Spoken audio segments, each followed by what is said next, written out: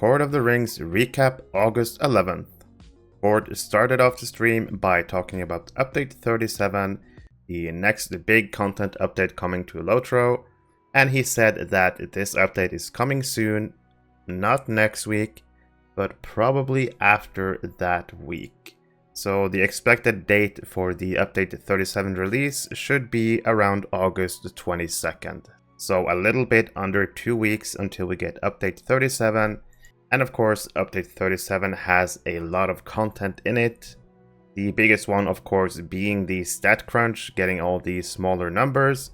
There's the Bjorning rework, where tank and DPS should be stronger, and Yellowline will be tuned more to be a Fellowship healer rather than a raid healer. We're getting the Guardian rework, where Yellowline becomes a utility line, and Blue Line should be stronger, and especially Red Line should see a nice increase, and Guardian DPS might become viable again. Other content we're getting is the first crafting event. The Coombe Forester event will arrive with Update 37. There's also going to be Lindleby housing, so new housing for people who love housing. And of course, a brand new race, the River-Hobbits. So quite a lot of new things, a lot of content in this Update 37. A lot of things to look forward. So expect this update around August 22nd. Court looked at some upcoming events. We have a Geode boost in Gundabad happening right now through August 15th. The Curator is currently in the game, and the Curator will stay through August 16th. Also on August 16th, we get the next season of the LI reward track. So make sure you claim all your rewards that you've built up over the course of Season 6, because on August 16th, with Season 7 release, if you don't claim your rewards, the progress will be lost. The day after, on August 17th, we get the Farmers Fair Festival, which should include the Thrang seasonal instance. But also new with this year's Farmers Fair is new items, pets, mounts, cosmetics, and housing. On my previous video where I did the 4th beta reward, we saw some of the rewards.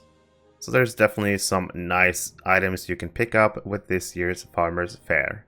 Court also talked a bit about Shadowfax, the legendary server that closed a while back. I believe back in May is when it closed. If you still have characters on Shadowfax that you want to transfer, you have until August 31st to transfer the characters, or they will be lost because the server will be closing for transfers.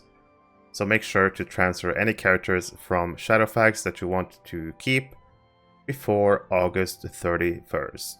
Court also talked about River-Hobbits a little bit, and he actually showed off something on beta that I didn't catch on my video, but they added a height slider. So you can actually adjust your height a little bit with your River-Hobbit. If you want to have a little bit of a taller River-Hobbit, because, you know, River-Hobbits are a bit taller than normal Hobbits, you can do that. You can also shrink down the size a little bit if you prefer the shorter look. Court also said that they might be able to add the height slider to other races, but currently there are no plans, but it's definitely something they could do in the future. And he also mentioned that River-Hobbits will have their own animations. So once the race releases, we should have unique animations for River-Hobbits. Court was also asked about River-Hobbit bundles, and he said these items will be coming to the store. There will be River-Hobbit bundles, but he couldn't really reveal what's going to be in those boxes yet. That's probably something for a future stream. But as we saw on my previous beta report video, there are some items you can look at in the item treasury. So if you want to look up those items, my previous video has those items in it. But just to mention a few, there were some nice cosmetics you can put on your character. There was a cosmetic butterflies pet, like 4 or 5 butterflies flying around, pretty cute. And I believe I saw some housing items as well. So for sure, some nice items coming with the River-Hobbit bundles. Personally, I'm hoping for another frame. I always like getting new frames, but we'll see what they bring to these bundles. Court also said that they're planning on having a Q&A with Severlin pretty soon, so I guess we can expect that within a month or so. It's going to be nice to get a few questions in about update 37, update 38, how's it going with everything, the new class. There's a lot of things we can ask about. So definitely looking forward to that Q&A stream.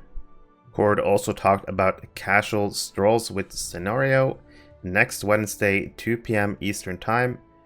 Scenario will take a casual stroll through Wildermoor. So he's going to go through Wildermoor on the LOTRO stream, Twitch channel next Wednesday, 2 PM ET.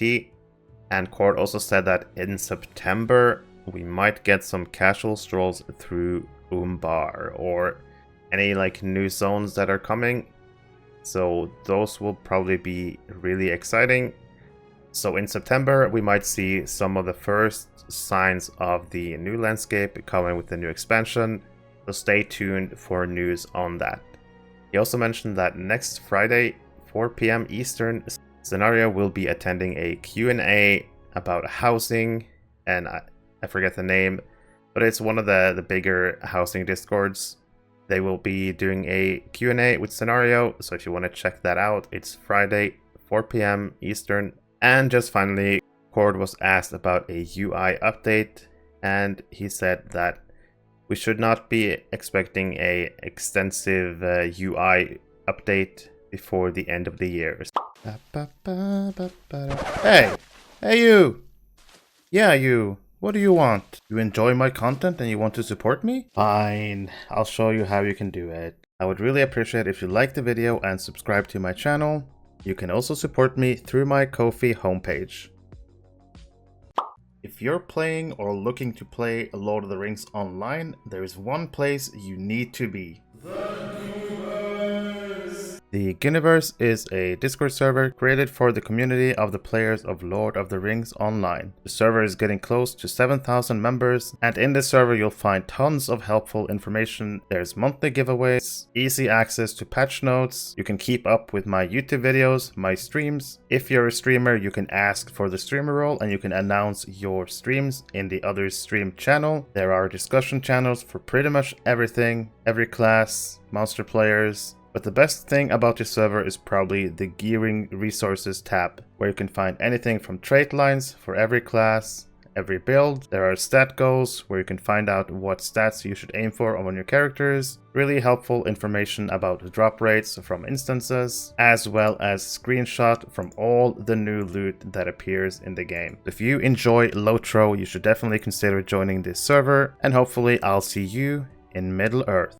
If you were part of the Ghyniverse already, you might have noticed that another tab appeared at the top, the LFF server. This server is a brand new server that I created, the LFF Ghyniverse. In this server, you can select which servers you want to keep up with, and once you select your server, say you select Arkenstone, you will see the LFF, the kinship advertisement, looking for kinship and trade channels, and there's also voice channels if people want to use those. The LFF channel is basically a looking for fellowship channel where people can post if they need players for the runs, and this way people don't have to be logged into the game to see the chat. They can just instead get a notification on their Discord. There's also a kinship advertisement page where kins can post their kinship advertisement and have people join their kins. And you can also post in the looking for kinship chat if you're looking for a kinship, but make sure to take a look in the kinship advertisement first and look through all the kin to find a suitable kin for you. There's also a trade channel if people want to buy or sell stuff that you can use. Hopefully you'll consider joining this server to bring the community even more together, not just in the game, but also outside of the game.